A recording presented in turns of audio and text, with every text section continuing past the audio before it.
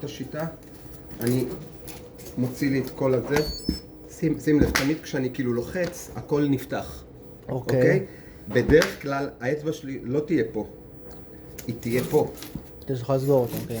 אתה יודע מה, אני יכול אפילו כאן לעשות, אתה רואה, אני כאילו מותח, אני כאילו תופס עם היד, בא תמיד עם זה ליד האצבע, ועושה את הפעולה הזאת. הבנתי, אני מראה שוב, מלכים אותו. בא מפה ועושה את הפעולה הזאת. חשוב מאוד שכשאני מוריד, אתה רואה את השן הזאת? נו. אתה רואה אותה? כן, שן. היא כאילו מאחורי זה, שלא יהיה מצב כזה. זה לא יעבוד. אתה רואה? זה כאילו יושב על. הבנתי אותך. עכשיו אני רוצה אותה ככה. בדיוק, כן. בסדר? אז אני שוב פעם בא ליד. כשאני לוחץ, אחרי שהשן בפנים, עוזב. זהו. מהרגע הזה אני עושה עכשיו רק את הסידורים שלי.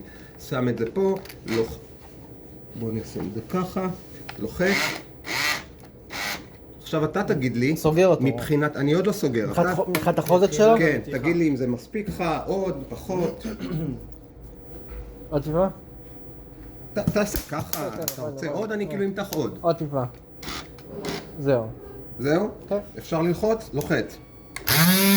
הוא חותך, שים לב, תסתכל פה, 3, 2, 1, כשזה 0 זה עושה צלצול. אנחנו לא ישר מוציאים כי זה עוד מתקרר. ועכשיו אני לוחץ, וזה